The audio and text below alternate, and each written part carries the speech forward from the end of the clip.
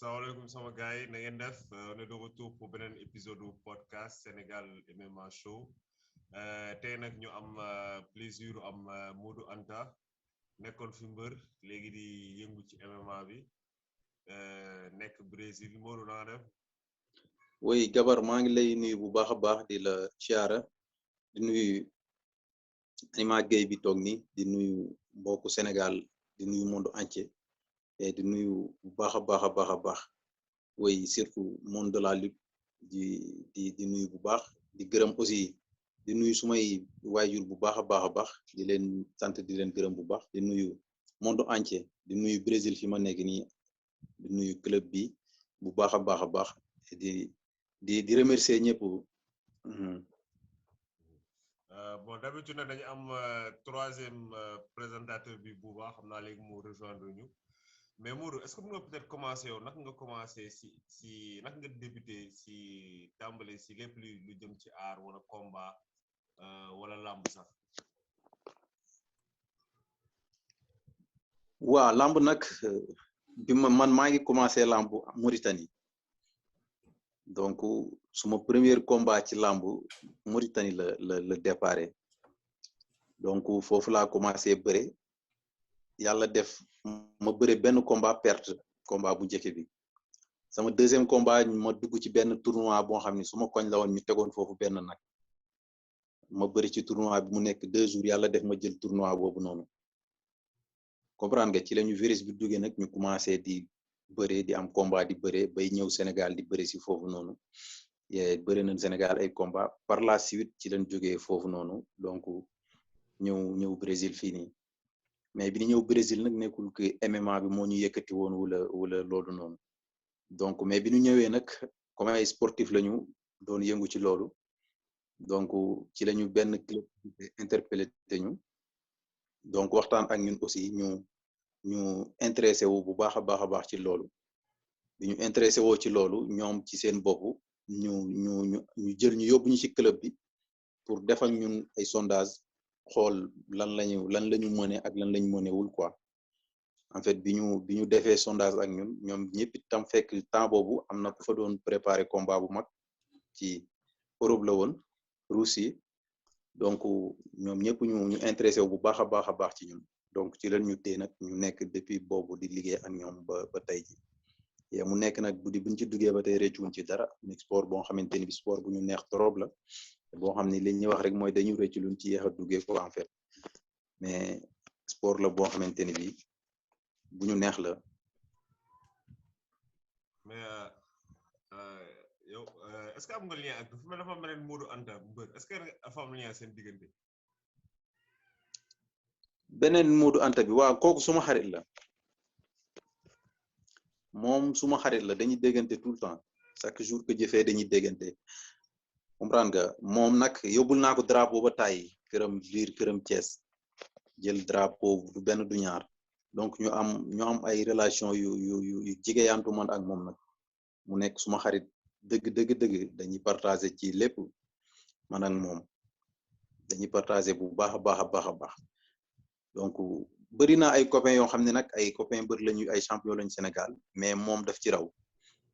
ran nga dañuy partager bu baax ku ci mel ni Bombardier ñi ngi déggante léegi nii rek parce que moom aussi suñu grand la moo xam ni moom moo ñu wan yoon bi mun naa la ni comprendre nga moom aussi ñi ngi déggante léegi rek mais Modou Anta moom suma nit la quoi suma xarit la. mais yow sa transition bi ngay jógee ci lamb di dem ci MMA naka lan moo doon sa première impression lan moo la gën a jaaxal wala njëkk poser problème ci bi nga waree jógee ci lamb bi dugg ci MMA. waaw bon li ma poser problème man en fait bi may commencer MMA donc moo nekkoon par exemple taxawaayu mbëru lamb bi quoi bëre bi ñu am ñun maanaam taxawaay bi ñu taxaw ak par exemple taxawaay bi nga war a taxaw ci MMA du nekk benn comprendre nga parce que foofu noonu xam nga bu dee lamb Sénégal en général da ngay taxaw bëgg di suul sa tànk yi mu gën dëgër pour bu dawee dal ci comprendre nga doo déplacer wala affaire yu demee noonu mais MMA nag dafa laaj déplacer bu gaaw boo xamante ni bii sa tànk yi du noonu ngay taxawee en fait comprendre nga beneen bi ci des mooy lamb Sénégal aussi dafay baaxoo heure bu jël boo daanee rek après jeex na quoi mais MMA mun naa la wax ni la boo daanee en général foofu la combat bi di soo commencé presque comprendre nga loolu noonu nag pour mu nekk ci yow mu dem ba sa yaram miin loolu noonu du yomb quoi il faut nga liggéey ci ak ay professionnel bu baax a baax a baax pour ñu dindi loolu ci yow def ci li nga xamante ni bii sport boobu nga nekk quoi.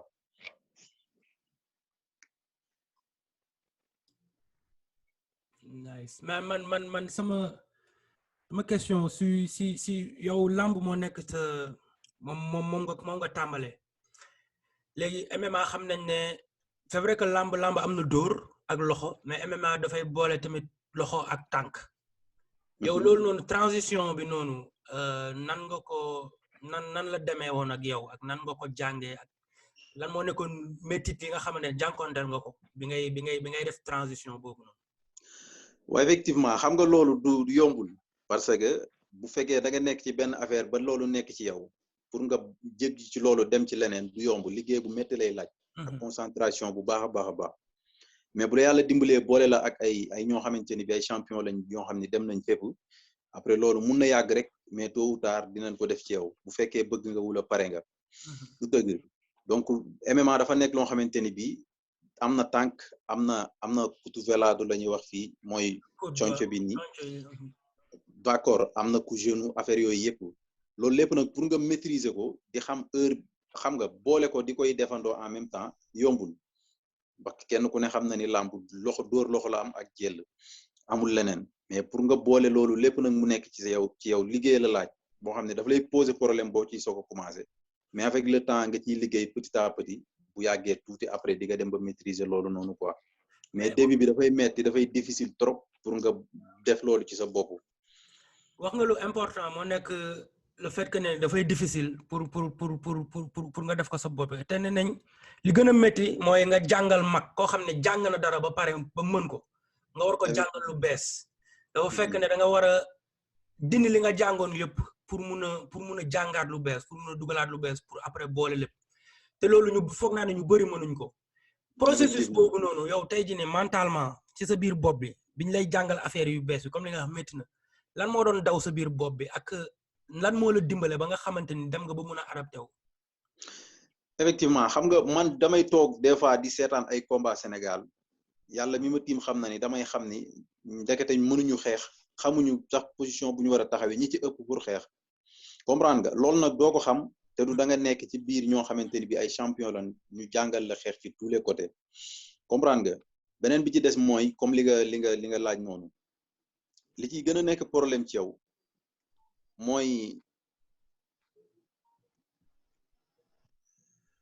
mooy par exemple nu ma la ko mën a expliquer mooy maanaam loo xamul rek xamoo ko te li nga wax léegi aussi dafa am solo mooy mag boo xamante ni bi jàng na benn affaire ba mën ko nga bëgg a dindi loolu ci moom defaat ci moom leneen loo xamante ni bi musu ko xam musul xalaat sax ni bis mun na ñëw mu nekk ci loolu noonu effectivement loolu bu ñu la ko waxee rek déjà posé nañ la problème comprendre nga li la ciy génne li ci jiitu mooy gëm-gëm bi nga am yow yaa ko opté pour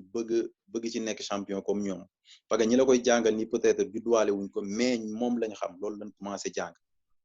doo ci bokk ak ñoom ñoo la ciy gën a am facilité pour jàng ko quoi mais avec le temps nga nekk ci comme li ma wax loolu léegi rek boo ci nekkee gëm ko rek après ak liggéey bi ak encadrement bi ngay nekkal xam nga kenn ku ci nekk bu ñëwee def li mu xam ci yow après boo dajalee loolu mun na tax nga fàtte leneen parce que club bi dafay am coach bu nekk du dëgg comprendre nga donc kenn ku ci nekk ak li ngay liggéey ak moom rek jour boobu ngay liggéey ak kooku noonu moom loolu moom ngay liggéey jour boobu beneen jour ak keneen comprendre nga mais daf lay poser problème bu baax a baax a baax a baax parce que mooy comme li nga wax léegi rek xamoo ko woon après nga ñëw benn jour rek ñu ne la léegi da nga koy bàyyi après lii lañ bëgg def ci yow comprendre nga li la ciy gën a dimbali nag en général mooy gëm-gëm bi xam ni mën nga ko comprendre nga luy nelaw la ci yow rek boo ko yee peut-être mu yeewu mais nag dafa laaj jàng bu baax a baax a baax a baax waru ci dem ak risque benn yoon comprendre nga loolu moom dama koy digal suma mbokku mbër yi nekk Sénégal yëpp bëgg def MMA bu ñu ci dugg mukk parce que bëgg nañ ko wala gis nañ nit di ko def pour ñu dem rek ni dañ koy def parce que li ci nekk ci ay risque moo ëpp fuuf boo ko xamulee comprendre nga mais Bouba yaa ngi fi yow da nga tardé dañ la war a alamaan. bon salaamaaleykum moo danta maa ngi lay nuyu Bouba ñu ngi lay siyaar bu baax a baax na ngay tey fi la waree ñu ngi lay bégee bu baax naka foofu noo leen def bu baax a baax naka foofu mbaa lépp jàmm rek ñu ngi mais yow ci da nga jàmm mais yow ñu ngi sant bizarrement bu da nga nduróog moo danta nu mu demee noonu loolu moo doon maa lay wax gabar ni la kooku su yaayam moom ma tudde Modou Anta yaayam moo tax tur boobu gën a dem quoi donc Modou laa tudde woon suma bopp rek mais après yaayam bi ma gisee nag non rakam bu jigéen mooy ñëw naa ko kii dafa nuroog Modou quoi fekk maa ngi jëloon benn drapeau di ko yóbbu comprendre nga boobu suma relation moom demeewul noonu sax mais après rakk bu jigéen bi naa ko yaay kii dafa nuroog Modou yaay ni ko kii mooy Modou Anta de donc après nag ci lañ gën a xam nga am nuñ demee suma diggante ak moom ñuy demalante di diggalante mu nekk suma xarit dëgg nag dañuy waxtaan di partager lu bëree bëri mais suma nit la quoi. bon man moom sama question foog naa ni daa mel ni gars yi laajte nañ ko mais pour yow li mu bëggoon xam mooy ban vision nga am ci mbër yi nekk Sénégal bëgg a def MMA yow ban vision nga am ci ñoom te gannaaw yow daanaka bëre mooy sa base tey dara du tax nga bàyyi bëre ndax tey jii MMA bi boo ko dee def li la gën a mën a dimbali mooy tey jii yow boo dóoree leer na la di nga jàpp te boo jàppee mën nga daaneel léegi yow diggante transition yooyu nga xam ne comme ni nga ko waxee danger yi ci ëpp moo gën a bëri boo ko xamul boo ci bëggee dem ne tëb rek da ngay tëb da nga ciy dem parce que tey seetlu nañ ni que mbër yu bëri ñu ngi jël décision ñu ne ñoom dañuy transiter vers MMA dañuy dem defi MMA mais fooguma ni ñoom pare nañ pour def MMA man loolu sama xalaat parce que comme ni nga ko waxee am na lu MMA laaj am na jàng ju mu laaj te ñoom nekkaguñ ci jàng boobu te dañu bëgg dem tëb rek dugg ci cage te am na lu bëri lu leen dese ma bëggoon xam yow lan mooy sa vision par rapport ak ñi nga xam ne nii tey jii ñoom nee nañ dañ bëgg a dem defi MMA fii Sénégal dañu ay mbër te yow bu doon yow lan nga leen di digal. man bu baax balaa loolu bëggoon naa Modou mu wax ñu combien de temps moom la nekk di préparer balaa muy am combat MMA quoi ñaata temps la toog di jàng balaa muy jàng MMA ci boppam balaa muy am combat MMA. très bien gabar ci question boobu noonu très bien parce que lu am solo la gis nga man bi ma ñëwee fii dem ci club bi ñu interpellé ma ñu xool maanaam ma liggéey ak ñoom tuuti ñoom ñoom ñëpp dañ ma téye ak seeni loxo yu bu baax a baax ñu ni kii buñ liggéeyee ak moom am nañ yaakaar ci moom comprendre nga mais taxul nag ñu ni ma dañ lay jox combat tey nga dem bëre ji suba comprendre nga te jamono boobu noonu punkal ya fa nekkoon ci club ba amaana mun naa jàppante ak ñoom changer ak ñoom ma daan leen ci bëre mais boo leen daanee après ñu finaliser leen doo perte da ngay perte boo leen daanelee ñu finaliser la bu dee MMA nga perte mun nga leen daan parce que bëre mun nga am bëre mais leneen lu ñu bëre foofu doo ko fa am mënoo dàqoo leen xeex te leneen li ci des lépp ñoo la ko dàq comprendre nga donc bi ma duggee foofu noonu préparé naa fa plus de 1 an boo xamante ni bi joxuñu ma combat parce que club boobu nekkul club bu mag club bu ndaw club bu mag a mag la du n'importe da ngay ñëw rek pare woo ñu jox la combat bi ma waree bëre suma combat taxaw ma war a bëre ci la Covid bi taxaw Covid bi mu ñëwee nag après ñuy jàpp date yi di aj di koy wàccewaat di koy jàpp di koy wàccewaat ba ñu mu toll nii fii Covid bi ni mu jeexee nii mais préparé naa ak ñoom lu yàgg ñu may soog a jox combat loolu lépp nag li ko waraloon mooy bëgguñu comme li ñuy wax rek bëgguñu ngay débuter carrière ak ay défaite wala genre demee noonu kon dañ lay préparer ba nga pare pour ñu jox la combat soit du dangay ñëw man nekk ci lépp 100% muy jiu-jitsu bi ak muay thai bi ak yeneen yëpp 100% mais du moins bu ci nekk nga am loo ci def ci sa bopp loo xamante ni bi say première sortie dina la mën a di ci mën a liggéey quoi ak say première sortie. léegi xam Bouba rappelé ko sa question bi. non man ban gis-gis la am ak moom tey jii bu doon conseil mbër yi fii lan la leen di xalaatam te ban gis-gis la am précisément ci mbër yi nga xam ne nii ñoom nee nañ dañ bëgg tëb rek gannaaw ñoom ñu ngi bëre ils sont daanaka au top wala ñenn ñu ngi en activité ñoom ñu ne dañuy dem jëli combat yow loolu ban gis-gis nga ci am et après loolu boo tontu question boobu pare nga wax ma yow lan moo ci sa xalaat. waaw xam nga gis-gis bi ma am ci mbër yooyu noonu ñu gis ni peut-être tey gars yi sénégalais wala africains yi ñi ngi ci MMA bi di ci yëngu ñoom pour ñoom ay mbër lañ rek dañu war a def MMA loolu mus naa ci waxtaan ak gabar mi loolu danger magul loolu ci boo xamee armation bu baax a baax da ngay xam ni ay risque rek lañu demee comprendre nga parce que MMA du lamb bu bëre Sénégal kenn ku ne xam na ni bu 4 appuis amee sax lamb ci jeex la nee naa la MMA gars yi dañuy wax bu jël la amee ci lay soog a commencé comprendre nga kon yaakaar naa ni dafa nekk loo xamante ni bii loo war a jàng la ba maîtriser ko pour nga soog ci jéem a dugg di wut combat comprendre nga sinon bu fekkee da nga gis rek wóolu sa doole jàpp ni war nga mën a def MMA nga dem di ko defi dina la yàqal sa carrière MMA bi nga bëggoon def yàqal la sa carrière lamb Sénégal comprendre nga parce que gars yi am na fu ñu lay téye dañ lay démonter tege ne boobaa nag le temps que nga fi nekk di waajaat ak yooyu noonu fekk gars yi dem nañ raw nañ la bu yàgg comprendre nga digaluma benn mbër boo xamante ni bii dafa yor dooleem rek nekk biir Sénégal di bëre ba mu neex ko mu dem ne day bëri ci MMA dem di koy def du ma ko digal kenn képp ku ko bëgg mun na nekk mais nag na nga dem jàngi ba mën ak ay ñoo xamante ni bii ay professionnel lan ñu teel a ba mën ba yaakaar ni war nga mën a am combat nga dem dugg ci bëre après nga continuer dem quoi mais pas nga jóg rek jàpp ni war nga mën a bëre MMA parce que xam nga dem defi ko quoi comprendre nga gars yi bon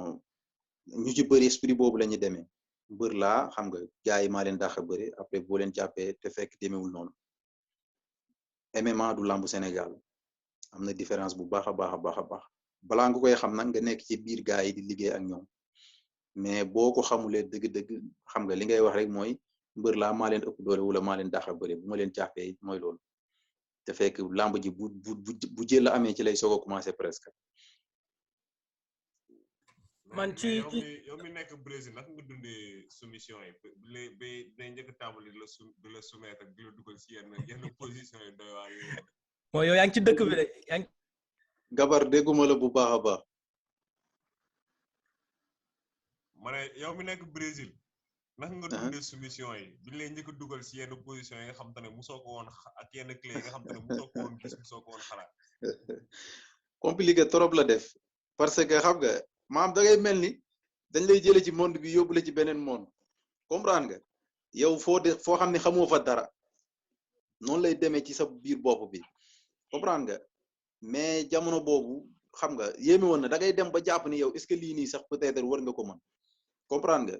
mais nag gars yi comme li ma wax léegi rek gis nga professionnel dafa nekk affaire boo xamante ni bii affaire bu garaaw la gis nga bu fekkente ni bii da ngay liggéey ak koo xam ni professionnel loo top la nekk. lu mu bëgg def ci yow boo nangoo da koy def ci yow comprendre nga mais au début nag nga ñëw ñu lay wan ay position yoo xamante ni bi wala nga gis gars yi di tourner ci sa biir yaram bi wala ci sa loxo yi wala sa tànk yi yoo xamante ni bi après yow da ngay wax est-ce que lii sa yaram war na ko mën a def comprendre nga mais comme li ma wax léegi rek gars yi sont des professionnels luñ bëgg def ci yow boo nangoo joxe sa bopp nañ ko def ci yow mais début bi nag dina difficile boo xamante ni bi xam nga boo gaawee découragé da ngay wax lii moom damay sonn mais du ma ko def comprendre nga moo tax li Boubacar di laaj léegi nii mooy loolu dafay dellusiwaat foofu noonu mooy gars yi buñ tayre seen live ci bëgg def MMA rek dem def ko gars yi ñi ngi yoo xamante ni bii bis boo duggee ci ñoom wala nga daw jàpp leen yaakaar ni yaa fa nekk yàlla xam na ni dañ lay démonter pièce par pièce teg la fee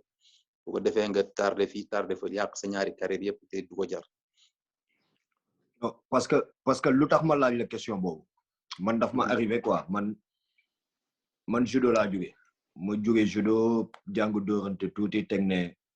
j'ai le niveau mais sama premier combat MMA bien que gaaw na génn mais bañ ma njëkkee dóor man damaa jaar mais aussi li gën a tax may wax ni mooy fan yi man daam ay mbër yoo xam ne ni dem leen yor di leen préparer pour benn équipe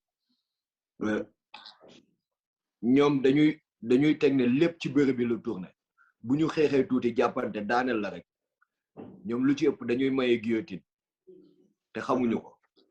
léegi man gars yi ñoo ëpp doole ñaari yoon ñoom ñoo ëpp doole ñaari yoon mais daanaka bu ñu laalee sol rek bu ñu laalee ci suuf rek ñoom seen xam-xam jeex na te man foofu man dama leen di soumettre mel ni ñoom musuñoo jàng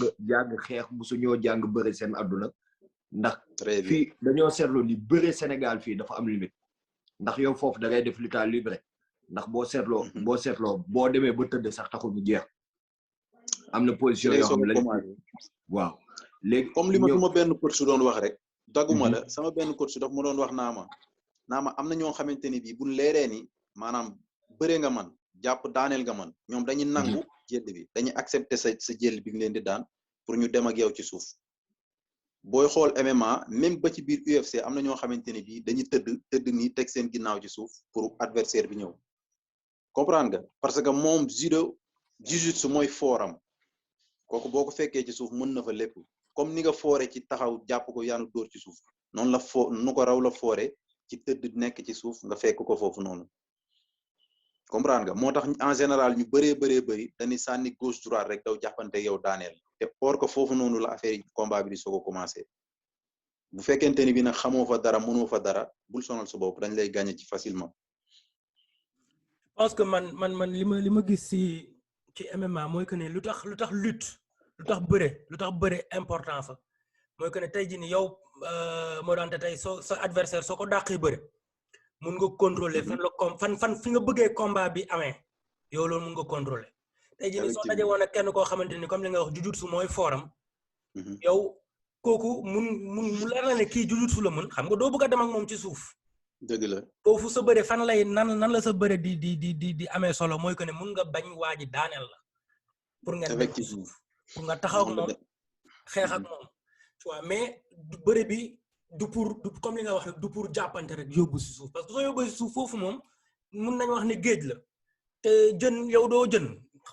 yi moo nekk ñi nga xamante ni ñoom vraiment xam nga jàng nañ jujutsu bi tey jii nii mun nga say def 15 ans 10 ans yaa ngi door a commencé yow buuba xam nga li may wax donc xam nga doo ñëw tey jii nii c'est vrai que mën nga bëre am nga doole bëgg nga ko mais MMA dafa nekk loo xamante dafa doy waar parce que aar la dëgg la aar la te ku ñun ñëpp ñu koy def ay artistes lañ ku nekk ak si style combat ku nekk ak ni ngay xeexe ku nekk ak fi ngay génnee mais tamit science la yow xam naa ne coach yi nga yore foofu na comme li nga wax équipe bu nekk soo xoolee c'est ay nit yoo xamante ne vraiment dañuy toog di gëstu di jàng di dellu di seetaan ay vidéo xam nga war na mën li ñuy toog di seetaan ay vidéo di jàng moo ëpp sax li ñuy nekk si kaw kii bi di xeex xam nga donc science boobu noonu pour man li nga wax nga ay affaires yu important comme le fait que ne boo commencé boo dul découragé rek di nga dem fu sori et man pour man loolu képp ku ko am di nga lépp looy def rek di nga sori parce que début bi moom mënul yomb dinañ la gagner ba yow tu vas te poser di nga laajte comme li nga wax sànq tu vas te poser des questions di nga laajte man est-ce que lii pour man la waaw mais dama bëgg a xam yow xam naa ne loolu noonu laaj nga ko sa bopp bi ngay perte xam naa ci biir salle bi nan nga def ak nan la fa demee bi nga demee ba nga xam naa ne rencontrer yenn difficultés yooyu noonu ci biir salle bi nan nga def ba yëkkatiwaat sa bopp wala ba gis ne man kat fii kat su ma continuer mun naa egg foo xamante ni xam nga du kii nan la demee woon sa biir bopp bi quoi loolu laa bëgg a xam instant yi. effectivement question bu am solo la loolu parce que loolu ngay laaj noonu suma coach bi daf ma ko doon wax jamono boobu noonu mu ni ma jàmbaar nekkul maanaam mu ni ma gañekat nekkul ki nga xam ne chaque jour day dem bëre ji rek gañe mooy nga xamante ni bii chaque jour dafay dem di bëre ji comprendre nga mu ni ma bés dafay ñëw mu nekk bisam du chaque jour lay continuer di naxari mu ni ma comme da ngay ciy débuter nii ñi nga fi fekk ñu def ci ay 10 ans wala de plus ñooñu mënoo ci dara par la force da nga leen def lii da nga leen di daaneel yow mais après dañ lay finaliser ci suuf mais nga xam ni nekkoo ci combat ci entraînement nga nekk comprendre nga te ci lii nii ci ngay amee expérience maanaam buñ la gañaa ci lii nii léegi après bu ñëwaatee mun nga ko bañ doo ko nangu comprendre nga ci noonu ngay dugg la xam-xam bi di dugge petit à petit ba fekk yow après nga xam ñoom ñëpp kenn ku ci nekk li mu fooran parce que li affaire yi bëri kenn ku ci nekk dafa am forum boo xamante ni bii bu la fa àggee mun na la gaña comprendre nga mais tey bu ma jàppanteeg buuba après ma jàpp ko daaneel ko buuba ñu dem ci suuf mu jël sama loxo finaliser ma ci côté boobu noonu après bu ma ko daaneelatee foofu loxo boobu ma ko joxoon pour mu finaliser ko dama koy bañ du ma ko nangu même si bu fekkente ni bii daf ko bëgg danaa bañ ba keroog may sa xam ni fii laa mën a yem du dëgg mais bu fekkente ni bii gëm nga ni rek ñoom ñi lay def lii dañ ko jàng pour mën ko rek après yow bis dina ñëw nga gëm ni après mun nga leen ko def ñoom itam te yàlla xam na ni noonu la demee rek ñu gëm ni lu mu métti rek xam nga bu ñu découragé wu rek bis dina ñëw lu ñu def ñu fayu ko te loolu noonu tey ji may wax ak yow dañ koy liggéey ak ñoom bu baax a baax a baax wax naa ne ni la man takkuma ceinture noire jiu-jitsu awuma ceinture noire mais yàlla mi ma tiim xam na ni damay daje ak ñoo xamante ni bi ceinture noire lañ ci biir salle bi mais pour ñu def ci mën dara dafay jafe trop comprendre nga parce que yàgg naa ak ñoom yàgg boo xamante ni bii kenn ku ci nekk da ngay xam li mu gën a mëne ak li nga xamante ni bii peut-être du forum jiu-jitsu mun nga ko daaneel koo xamante ni bii champion le jiu-jitsu mais ça dépend ci ni nga koy daaneele ak ça dépend fi ngay nekkee ci moom comprendre nga mais dafay am position yoo xamante ni bii bu la fa féetee moom far A ou B daf lay gagner mais dafa am loo xamante ni bii nag doo ko nangu doo da ngay bañ pour féete ko foofu noonu comprendre nga parce que kenn ku ci nekk loo fort am nga point faible te bu ñu yàggee rek di seq benn affaire dinaa xam point boobu noonu comprendre nga comme li Bouba di tàmm di wax rek mooy que ne sooy gagné tout le temps dara jarul changer lépp parfait noonu la waaye si perte noonu ngay yokkee di évoluer noonu la demee nag ci la rek si bopp bi la rek mental bi la rek lépp ci bopp bi la nga affaire mental parce que man question mentale laa ko bëggoon poser parce que man bëri bu may liggéey souvent mbëri dañ fay ñëw quoi ma leen di tooñ ñi leen poser ay question ci làmb mais ñu bëri si MMA mais ñu bëri dañ ma naan non ñun am nañ fit ñun sénégalais nañ dañ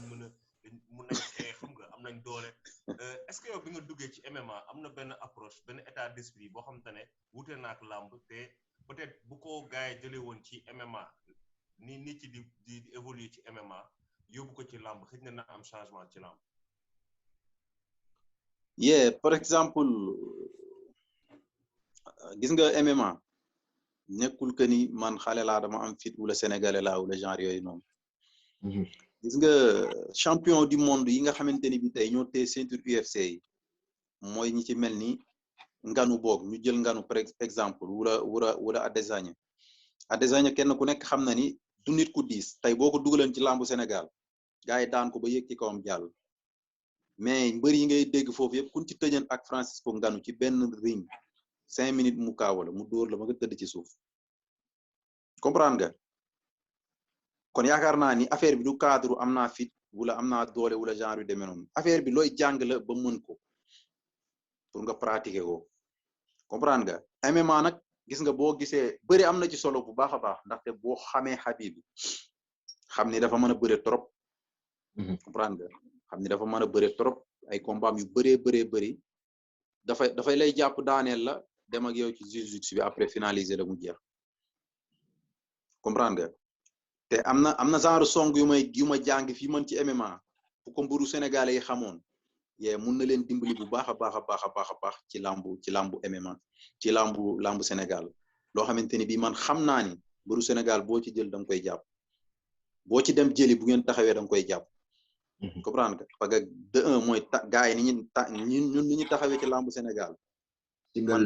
taxaw naa ko fii ba tàyyi gars yi jël si ma jàppam te la jàppee balaa ngay xet ñi ngi ci sa kaw comprendre nga kon yaakaar naa am na lu bëri loo xamante ni bii mun nga ko jële fii ci MMA yóbbu ko ci lambu Sénégal mu amal la njariñ bu baax a baax comme ni la bëre bi mën a amale njariñ ci MMA. man loolu bëggoon naa la see laaj sax xam naa ne yaa si laal nii balaa muus bëgguma la dagg muus mais comme li ñu wax bëre Sénégal dafa am nu mu demee même fekkee ne bëre la am na différence ak lutte libre comme freestyle wrestling bëre bi am Jeux olympiques am na tamit différence ak gréco you know lutte gréco tey jii nii comme li nga wax lan lañ mën a lan la lutte Sénégal mën a yóbbu ci MMA ak ñu mën a yóbbu ci nan nga ko mën a utiliser pour gën a mën a développer wu ci lutte kii bi quoi lutte libre bi ah lutte freestyle bi ak lan nga mën a jëlee tamit ci freestyle ci lutte freestyle bi yóbbu ko ci lutte sénégalaise bi tey jii nii ba nga xam ne ni ci ñaar yëpp di nga ci mën a yokk en fait. xam nga lutte sénégalaise bi li nga ci mën a jëlee yóbbu ko ci MMA bi mu jariñ la foofu noonu maanaam mooy bëre bi quoi en fait mais dafa am loo xamante ni bii maanaam pour mu jëriñ la foofu noonu da nga koy xam da ngay xam li ngay def yow lan la ba pare ak boo ko defee lan moo la ci war a fekk dégg nga wax ji tey am na genre man boog tey bu njëkk avant bi may soog a commencé ak léegi si du benn du bu ma la téye rek nu ma bëgg daane la ko parce que am na ñu di boo leen daanelee noonu balaa ngay jóg di jekk di xalaat leneen fekk ñoom dox nañ ci sa kaw ba dem seen yoon comprendre nga kon da ngay xam yow ki ngay daan après maanaam ban position wala nan nga koy fekkee est-ce que loolu moo mooy arrangement wala déet parce que bu fekkente ni bii demoo ba maîtriser moom lim la mën a def foofu ci jël boobu rek pour nga yaa ngi boo ko daanee noonu yaa ngi koy daan ci erreur comprendre nga kon dafay baax nga dem ba maîtriser adversaire bi ngay bëreel maanaam jël bi nga koy daan après lan moo la ci mën a fekk quoi en fait laa la bëgg a wax comprendre nga. waaw comprendre nga tey man ci fi may équipe bi nii dañuy jàppante ñoom xam nañ bu ma la jàppee ñoom ñu xam ne mën naa leen daan ci nii mais après avec le temps ngeen liggéey ak ñoom kenn ku ci nekk comme li ma wax léegi rek di nga dem ba xam ci moom loo xamante ni bii après peut-être mun na jafe quoi pour ñu def la yenn yi wala nga def leen yenn yi mais nag chaque jour da ngay gaña kii gaña la affaire yu demee noonu mais li ngay mën a jële ci bëre Sénégal indi ko ci MMA bi mu jëriñ la mooy bëre bi mais nag ci bëre boobu noonu na nga xam après yow maanaam ki ngay bëreel après li nga koy def lan moo la ci mën a fekk quoi bis boo demee ba xam ni kii lii moo la ci mën a fekk rek après di nga xam bu baax dina oyofal quoi li nga bëgg a def. ci wàllum boxe wala kickboxing wala muay thai bi sax lan nga jotagum jàng ci Brésil bi nga ne ak naka peut-être le important wi mbër bu war a jógee làmb dem MMA gëstu si striking bi maanaam dóorante bi ak tànk yeeg loxo yi. waaw yooyu nga wax maa ngi koy jàng maa ngi def ñett yëpp man maa ngi def muay thai maa ngi def jiu-jitsu maa ngi def kickboxing ak boxe. club bi ñu nekk dafa du club bu ndaw club bu mag a mag la boo xamante ni bii am na prof am na ñëpp ci biir ñoo xamante ni bii kenn ku ci nekk ak temps bi ngeen di liggéey affaire yooyu noonu donc bu ñu lay préparer fii dañ lay préparer ci tous les côtés li nga xamante ni bii parce que xam nga MMA dafa nekk sport bu complet boo xamante ni bii maanaam lépp yi nga fi wax yépp MMA daf koy soxla kon ñoom dañ lay préparer ci côté yooyu yépp pour nga ñëw taxaw pare comprendre nga yooyu yëpp maa ngi koy jàng te benn affaire aussi bëgg naa gars yi bàyyi ko xel mooy préparation combat MMA bokkul ak préparation combat lambu Sénégal totalement différent bokkuñu ñoom ñaar comprendre nga parce que kenn ku ne xam na ni par exemple man maa ngi war a bëri 93 kilos man amoon naa combat Sénégal le 10 juillet Assane Ndiaye moo ko tëggoon le 10 juillet bi dëggoon na ba fiché la ba génn affiché ak yooyu yëpp mais combat boobu mu jëwul am parce que dafa fekk si suñu wàcce suñu combat yi donc biñ ma wooyee ma ni leen mënul nekk parce que préparation ñaari du benn parce que man ma waree bëri fii 93 kilos war a bëri si Sénégal ak benn bër bëgg a téye ci une semaine sax aussi mënul nekk même bu fekkee du ëpp na une semaine sax mënul nekk parce que préparation yi du benn comprendre nga parce que fii 93 laa fii bëri te foofu noonu bu fay bëree mën naa am ma bëgg lu ëpp 93 kilos yu may compétir fii nii comprendre nga man jàpp naa ni man suma xalaatu bopp la nag bu fekkente ni bii da nga nekk ci MMA di ci bëree professionnel il faut bu dee bëgg ci dem au sommet da ngay bàyyi bëri Sénégal comprendre nga parce que ñaari préparation yooyu duñu benn te combat MMA kenn ku ne xam na ni li ci ëpp date yi du yàgg quoi saa su nekk da ngay nekk ci entraînement yi parce que bokkul ak lambu Sénégal xam ne da ngay tëgg te ren ji presque ñun la 6 mois wala 8 mois comprendre nga fii nii presque ay 2 mois wala 1 mois lañ lay wax combat bi taxaw na date sangam la du soriante comprendre nga moo tax ñaari sport yooyu noonu pour nga boole ko di koy def di ci nekk top ci ñaari yëpp dafay xaw a jafe. mel ni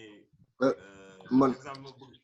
di joxe tout le temps mooy dafa mel ni Usain Bolt ñëpp xam nañ ni moo daax daw ci monde bi mais bi mu bëggee football bokkul parce que football du déplacé wu ligne droite rek accéléré quoi am na déplacement yi am na passe yi am na contrôle yi. gis nga noonu la demee di expliquer ñaari quoi MMA ak lamb bi quoi lamb moom. mais Gabar noonu la demee kenn ku ne xam na ni football mën a daw da cee baax du dëgg mais nag Usain Bolt moo daax a daw ci monde mais bi mu duggee ci football noonu gis nga nam fa demee bu doon daw rek mën a daw rek la kon kenn du ko daax a football mais comme li ngay expliquer MMA ak lambu Sénégal noonu la demee nag ci gàttal pour mu gën a leer. mais est-ce que doon sa combat bi le 18 juillet la. est-ce que mën nga wax organisation la peut-être sa adversaire la li nga xam sa adversaire bi. combat bi moo waa Exfest ñoo ko organisé donc ci biir août bi aussi war naa ci bëri ci Tender Fight São Paulo quoi mais mois d'août bi la quoi mois d'août bi war naa bëri Tender Fight ci São Paulo mais combat bi waa Exfest ñoo ko organisé waa organisation boobu noonu. loolu ku ko bëggoon seetaan tey jii nii fan lay dem est-ce que am nañ accès bi seetaan ko en ligne. wala am nañ ko moom pay-per-view la sax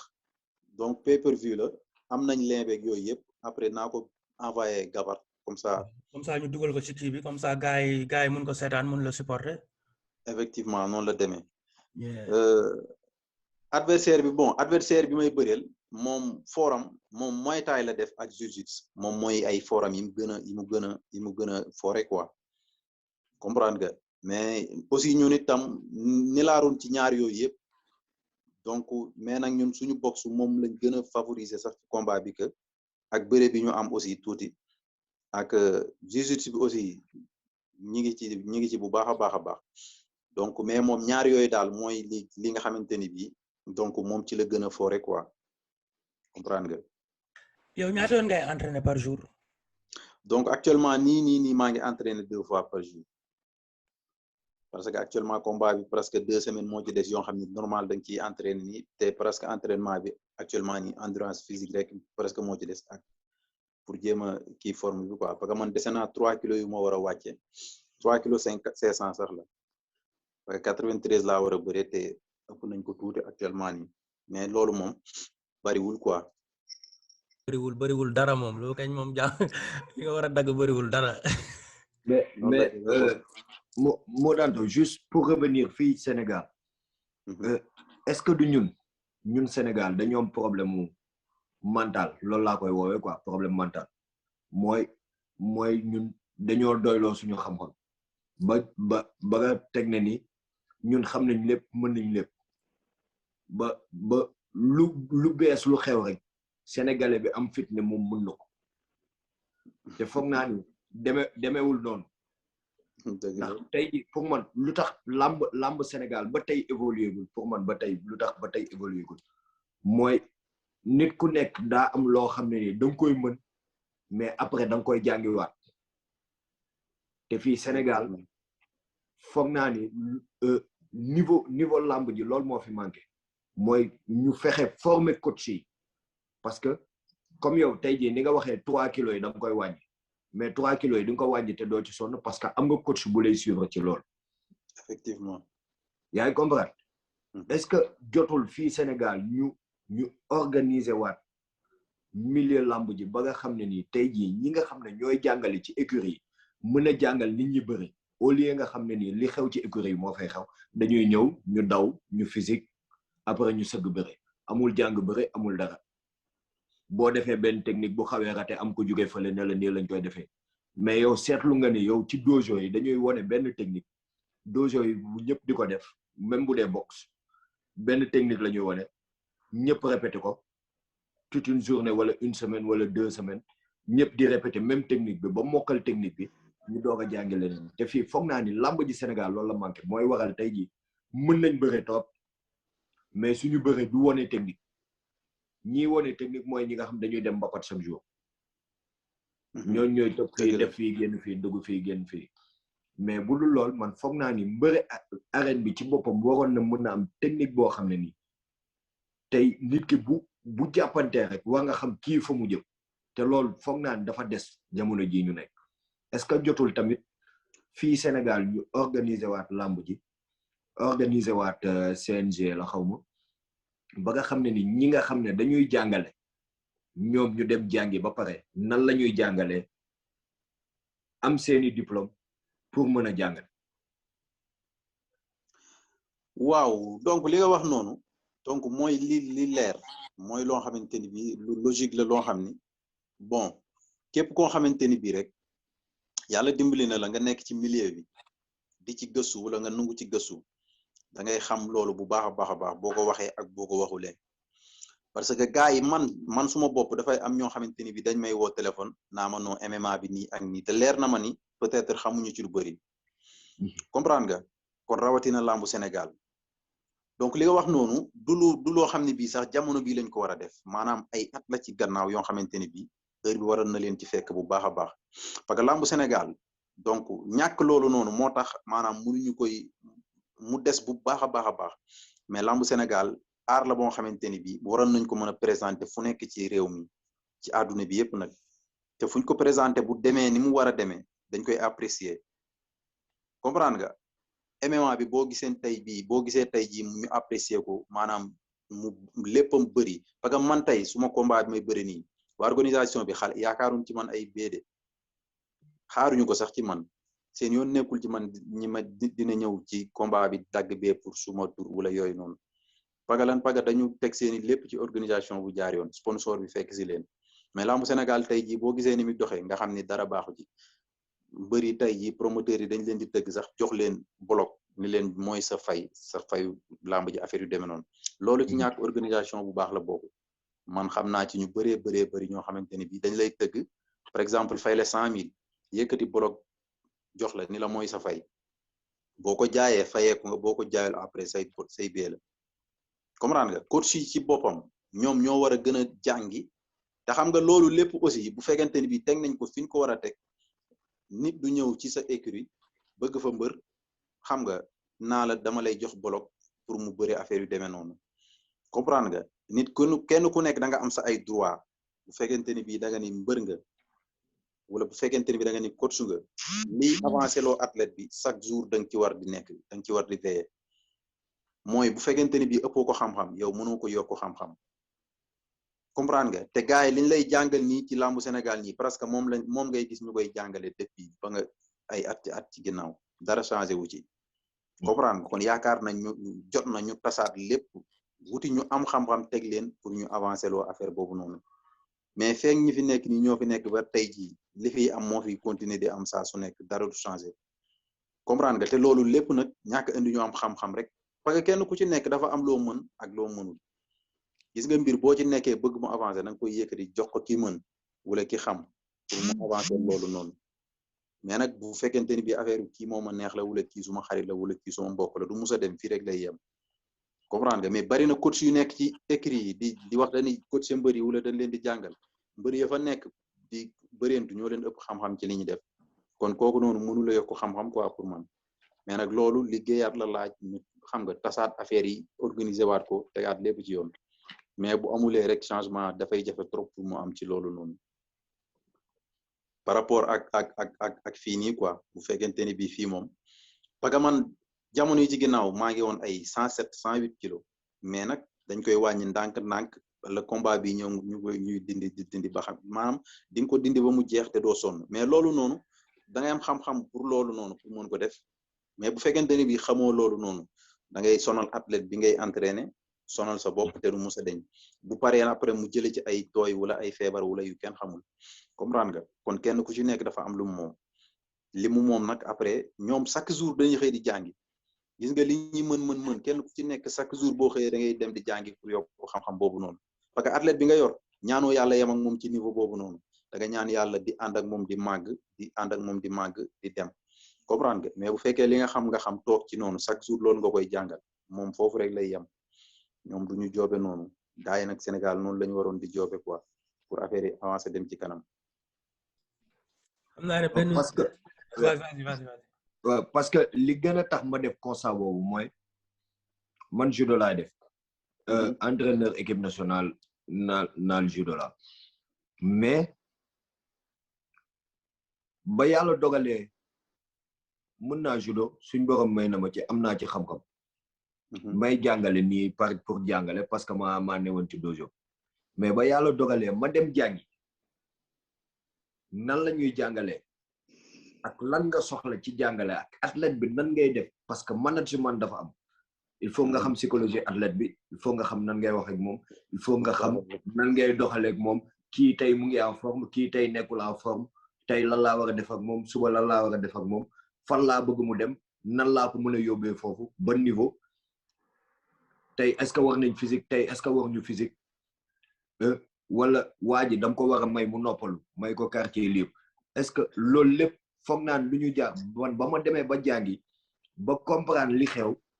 ba ma ñëwee résultat yi duñ changé wala ci ngay xam ne yow athlète bi mu ngi doon gaañu te gaañu yi mu doon gaañu lii moo ko waraloon yenn saa ñàkk échauffement moo ko waral wala ñàkk def benn préparé yaramam ci benn point bi nga ñëw defloo ko loolu moo waral loolu muy am blessure chaque jour mën naan la damaa gaañu fi fekk préparé or que loolu diñ koy gis lu bëri gis koo xam ne carrière am dafa freiné wu te ci benn affaire bu ñàkk fayda boo xam ne mënoon nañ ko prévenir auparavant ba nga xam ne loolu du ko mës a dal te loolu foog naan lu ñuy jàngale te képp kuy def sport de combat war nga fexe ba ñi ko yilif fexe ba encadrement bi nekk ñoo xam ne nii ñu responsable lañ la ñu mën la ñuy def lañ te foog naan Sénégal loolu dafay manqué ndax da ngay xëy rek waa ji mbër la woon mun na bëre dem na ba def na 10 ans de bëre jékki-jékki xuloog ñi mu nekkaloon dem tijji écurie boppam. xam nga li ngay wax noonu xam-xam la yow li ngay wax xam-xam la gis nga tey man bu ma jàngee jiu-jitsu ba mën a def jiu-jitsu est-ce que tax na ma mën a yor athlète pour athlète buy compétir di bëre di dem yoonam damay dem jàngiwaat nan la ñuy yore athlète comprendre nga mais Sénégal tey jii ña fa nekk ñëpp ay anciens lutteurs lañ woon lañ wax wala ñenn ñi sax duñu ay mbër dañuy nekk Sénégal parce que Sénégal kenn ku fa nekk moom di fa yeewoo juddoo fa mën nga bëre comprendre nga mboot ak yu demee yooyu moom ku fa nekk rek mun nga ko ñooñu nag da ngay nekk ci koñ bi bëgg làmb di ànd ak mbër yi un jour ñëw nga ni entraîneur équipe écrit bi nga wula ji yu demee noonu boo demee ba jàng bëre mën naa bëre mais bu fekkee dama bëgg a nekk entraîneur dama war a dem jàngi ndaka la ñuy yore athlète bi mooy comme li nga wax rek jéem di xam psychologique athlète bi chaque jour xam kii nan lañ koy préparer kii xam nga loolu lu ñuy jàngaat la quoi à part lu bokkul ak li nga doon jàng lee mën nga ko ba pare mi ngi ci yow léegi tey lii nag ni ñu yore athlète bi ba ànd ak moom di màggandoo ak moom loolu beneen chose la bu ñu jàngi mooy comme li ngay wax nii rek loolu xam-xam la bu ñu jàngi bokkul ak lee mais nag Sénégal comme loolu noonu dañ ko waroon xamee noonu ñoom ñëpp mais xamewuñ ko noonu te duñ ko def aussi kenn ku ci nekk aussi ñu ci ëpp seen xam-xam daf leen di doy comprendre nga te fekk demewul noonu.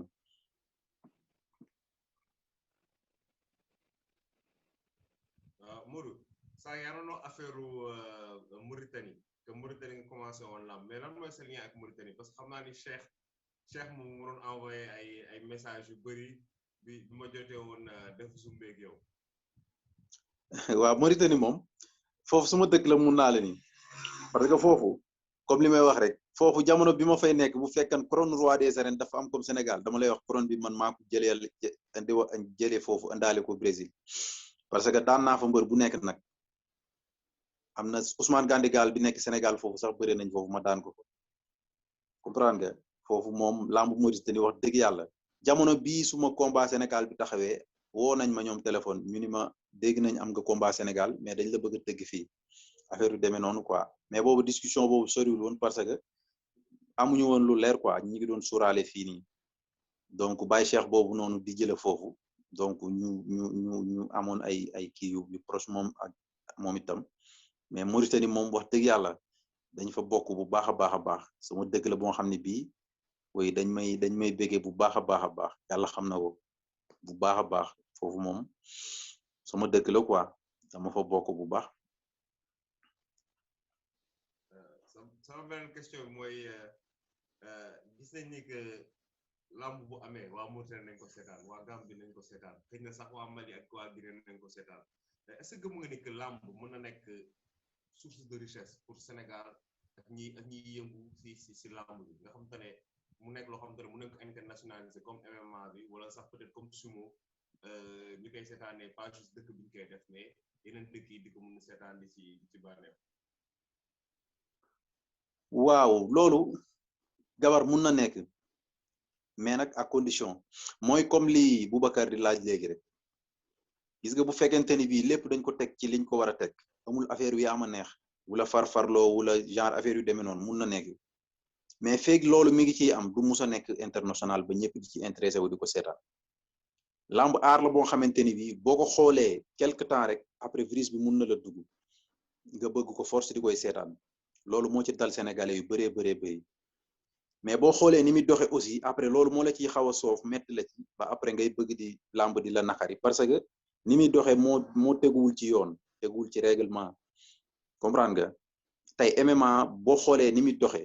nga xam ko bu baax xam milieu bi ni muy doxe nga xool lamb Sénégal dafay mel ni si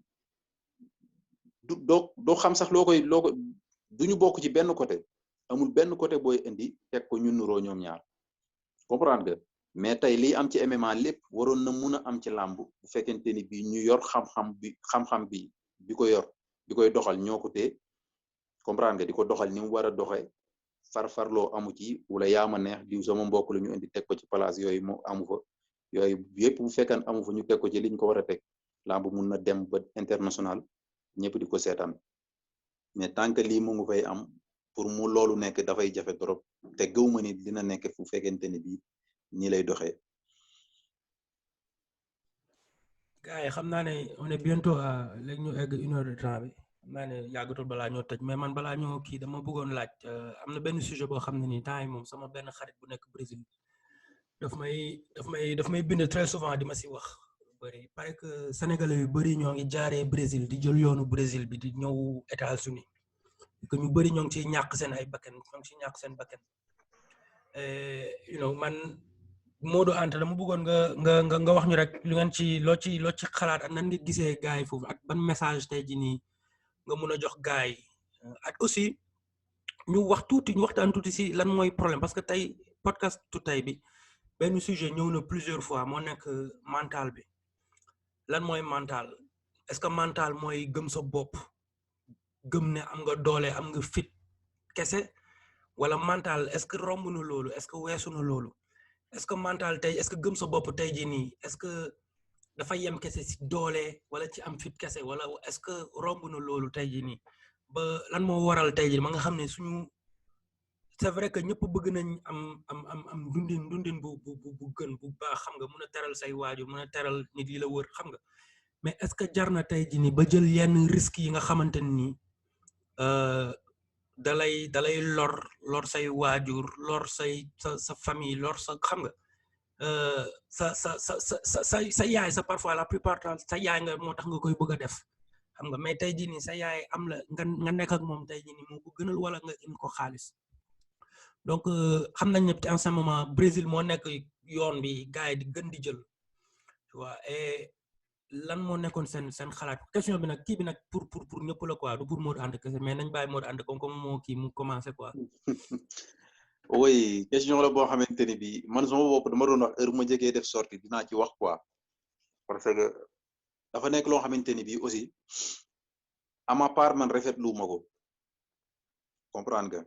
parce que pour man fii dara jëru fi daw bay daanu comprendre nga te pour man li may wax saa su nekk rek alal rek du dundu comprendre nga te lan moo la leer États-Unis bi ngay sacrifier sa life di jaar fii di dem ci yoonu suuf bi di fa dem boo fa demee ñaata nit ñu sonn ngay fekk foofu noonu lan moo la leer ci ni fi nga jóge li nga fi bàyyi moo gën li ngay fekke foofu comprendre nga li ma leen di wax saa su nekk mooy ku ci am visa bu baax pour dem jëlal bee nga dem àgg ci jàmm mais yoonu suuf bi alal jaru ko pour man yàlla mi ma tiim seede na ko tey ci ngoon am na ku ma woo téléphone di ma wax loolu mu ni ma mbër ñu waxtaan mu ni ma mbër dama ñëw mais gaa yu bëri fii dañ fi nekkoon mais nekkatuñ fi tey ci ngoon laa lay wax de yàlla seede na ko mais yoonu États-Unis bi yoonu suuf bi dugg na fii expliqué dama ci bëgg a jaar ma ne ko jàmbaar bu la dara jaral daw bay daanu ma ne ko alal rek du dund saa su nekk rek boo demee ba sa xel nekk ci loolu na nga bàyyi xel li nga bàyyi ci ginnaaw comprendre nga ma ne ko ñaata nit nga dégg ñu ni ñi jaar nañ ci yoon bi des ci mu naa ma mais diw àgg na ma ne ko lan moo la leer yow da ngay àgg lu tax yow ngay jël sa bët di ko teg rek ci ñi àgg lu tax doo xalaat ñi àggul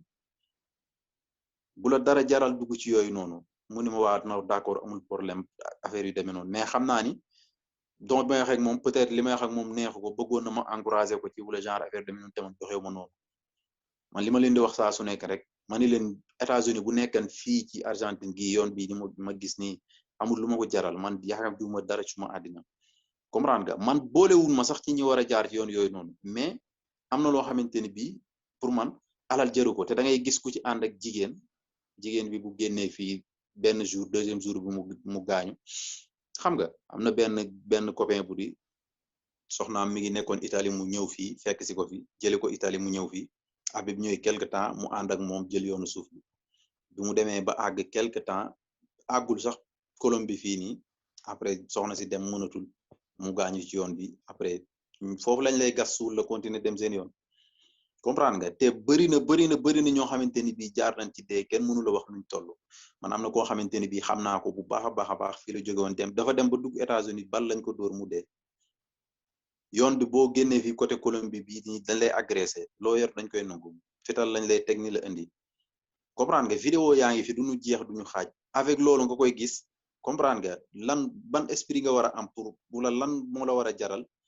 xam nga dugg ci loolu noonu gis nga affaire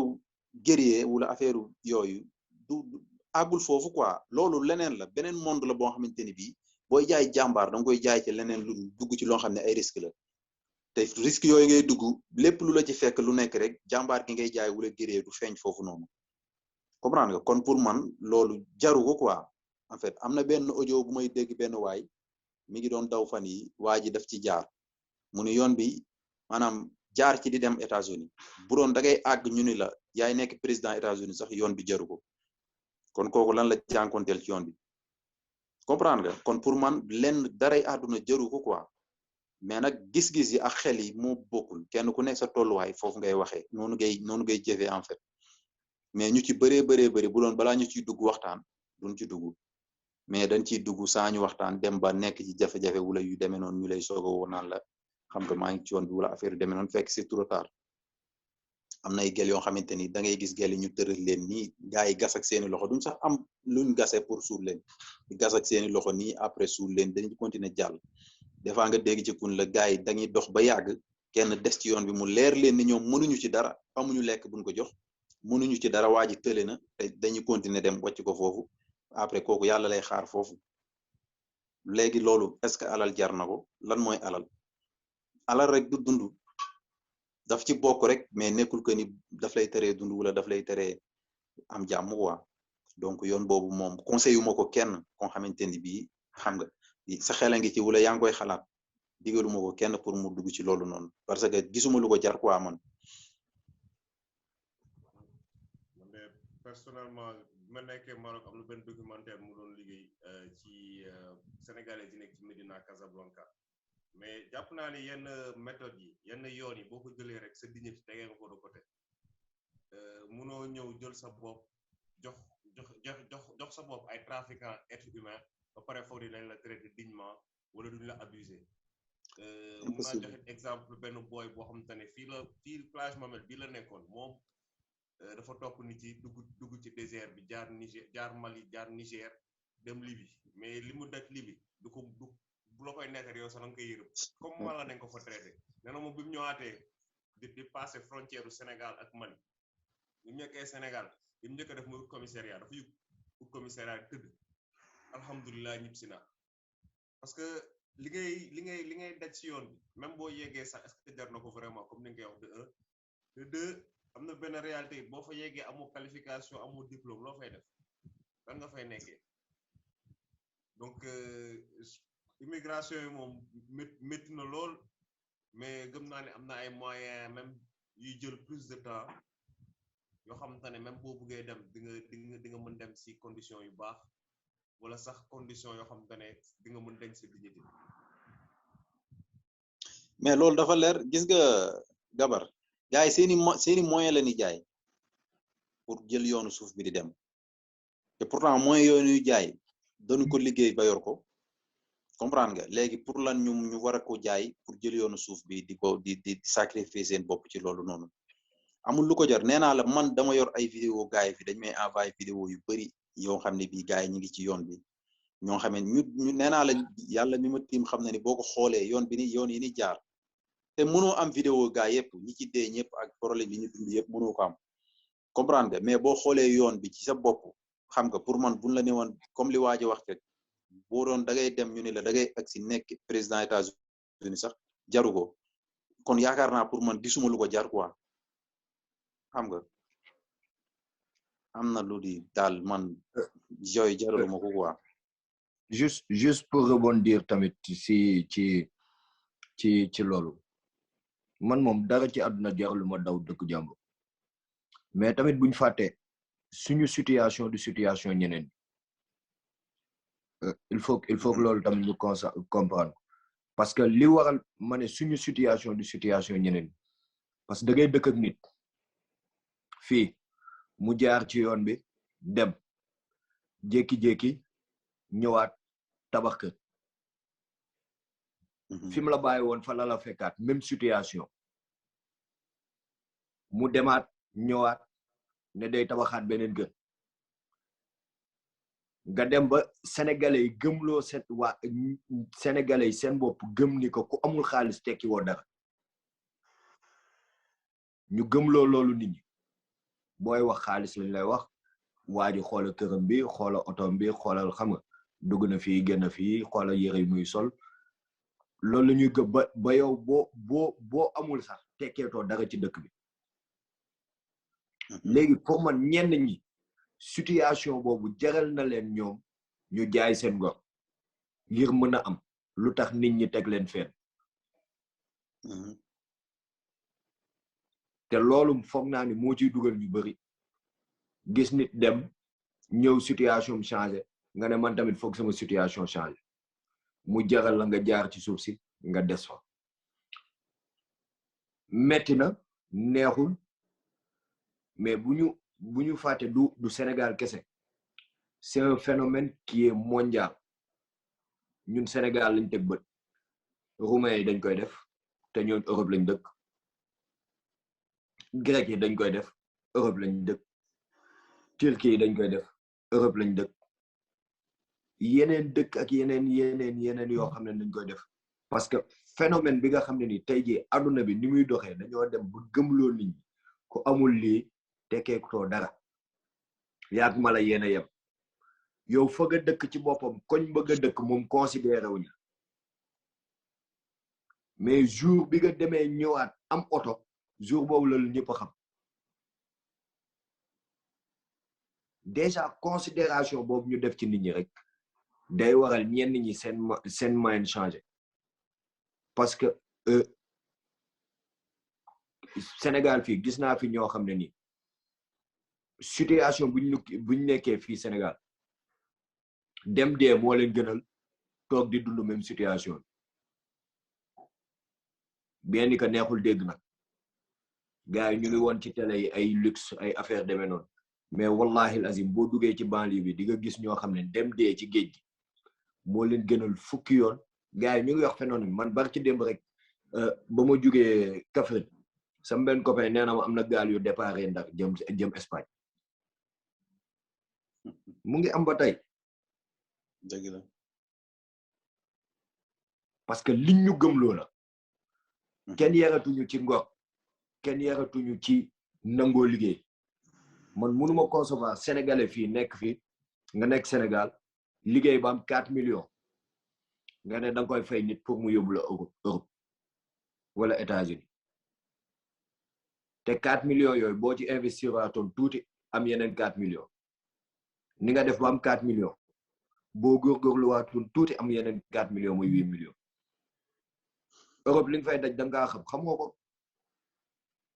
te li Moustapha wax lu am solo la yow yàlla dogal na dem nga Europe am métier wala dem nga Amérique du Sud am métier nga mën a liggéey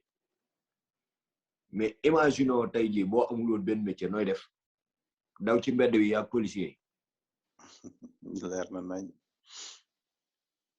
est-ce que loolu situation yow nekk Sénégal dawoo kenn bëgg génn sa dëkk di daw nit ñi booy ñëw Sénégal jënd ñaari yére ñetti yére defal benn valise ba mu nice indaale tuuti xaalis cool tuuti 1 semaine 2 semaines demaat dëkk foo xam ne nii 20 personnes ay bokk benn néeg yàlla xam na ko il faut que nit ñi commencer xalaataat ci situation yooyu tamit neexul mais amul dara lu jar nit tay la bakkanam ci kaw ci yoon man de looloy sama xalaat en tout cas moo ngi noonu doy na waar daal man en tout cas man li ma xalaat mooy que ne kii bi mal bi dafa nekk ci suñu société yi et comme li nga wax Bouba c'est très important nekkul Sénégal kese àdduna bi la dafa am benn paa bu ma waxoon ne jamono yu njëkk ya xam-xam moo jiitu woon waaye léegi am moo jiitu donc di nga gis ne nit yi xaalis lañ teg ci kanam xaalis mooy mun naa wax ne xaalis mooy yàlla ju bees ya àdduna bi nit yi xaalis lañuy jaamu tu vois et pour ñun société bi ñu dëkk mel ni Sénégal nga xam ne dañoo ne dëkku diine la pour man diine yàlla lañ wax te soo gëmee yàlla vraiment yenn yi c'est vrai que nekkul ne da ngay xaar yàlla toog rek xaar yàlla da ngay jóg liggéey yàlla fekk si la mais comme li ngeen wax rek yenn yi pour man jaru ko dignité tey jii nii comme li Gabar wax dignité yenn yoon yi soo ko jëlee da ngay nangoo jël sa dignité teg fële mais da ngay fàttali que ne dignité si boppam moo tax nga jógee sa dëkk yow parce que kenn joxu la cër ndax lan amoo kër boo tabax amoo néeg fu munoo indi ceeb si kër gi tu vois donc après day doon benn affaire boo xamante ne nii li nga doon daw loolu ngay fekk ji mais pourquoi dala koy jaral parce que sa mbokk yi nekkuñ di gis li ngay dund wala li ngay def ba mun a ñëw tabax ñi ñëw ñëpp képp ku jógee Europe man loolu maa ko wax fii tey képp ku jógee Europe képp ku jógee sa Afrique dem Europe léegi ni def fa 2 ans wala 3 ans ñibbi Sénégal tabax fa kër saa waay li muy def leerul xanaa mu gagné loterie li muy def leerul de loolu moom maa ko wax non loolu dëgg la loolu dafa nekk dëgg parce que c'est-à-dire que tey da ngay ñëw Europe jàng ba dagg say diplôme ñëw gis koo xam ne moo la tubaab boo xam ne moo la ëpp diplôme gën la sonn di dox ci mbedd yi te adduna bi yëpp adduna bi moo métti instant yi nii tu vois donc en ce moment daal li ñuy ñaan daal mooy yokku ngëm-ngëm bi yokku dëgg bi ba pare jël suñu politiciens yi ngir yàlla xal Modou Anta dugal leen ci case bi xoolal ci case bi loolu tax dañoo soxla MMA bi ci dëkk bi politicien boo ñooñu lu yàq rek ñoo ko yàq ñooñu lu yàq ñoo ko yàq ñooñu fu réew mi toll rek ñoo ko fa yóbbu non dañ leen war a dugal ci case bi ñoo mujj influencer nit ñi def ci bopp nit ñi yoo xamante ni bi ñoom da ngay waaru waa lépp ñoom la buuba dégguñ la ma ne il faut que population yi am fu la fekk defuñu li nga xam ne ñàkk yi loolu lañ commencé fal nit mu seey bàyyi waxu ñag waay bu la soxlaa ñëwaat ñu jàpp ko kii ko si faay ko làpp ko ba mu nooy bàyyi ko mu dem fekk àgguñu foofu dëkk bi du dox mais li Thiès barki démb dañoo loué nit ñi ci àll bi ay Pout ay Kaay ay Ngaay parce que président dafa doon dem meeting xaw ma ñu loué nit ñi fay leen ku nekk 3000 wala 5000 nga xam ne nit ñi sonn nañ billahi billaay ah doy na waar daal sama gars yi xam naa ne loolu sujet bi moom suñ ko toppee moom duñ fi jógee donc moo naan ñoo ngi lay jaajëfee bu baax a baax a baax Modou jërëjëf waay waxtaan bi neexoon na trop mais xanaa lay souhaiter bonne chance pour ce combat bi inchallah amiin seetaane nga envoyé ñu lien bi quoi ñun moom waa lien bi ñu ngi koy xaar de waaw inchallah donc Gabar mi ngi ak sama numéro Boubacar wala Amina mi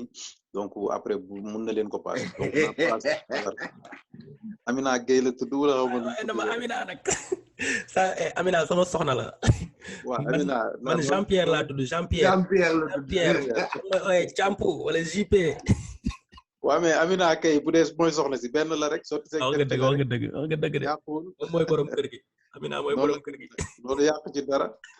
donc noonu la demee quoi Gabar mi ngi sama numéro dinaa ko passe lien bi après bu ci bëgg jël sama numéro rek après moom na la ko jox donc noonu la demee di wax di daal moom war nay gën a yaatu saa su nekk parce que affaire yi war na mën a gën a yaatu Sénégal aussi way ba Sénégal yi yëpp xam ni xam nga gars yi ñu ngi ciy liggéey bu baax a baax te nag war nañ mën a liggéey ay champion yu jóge foofu noonu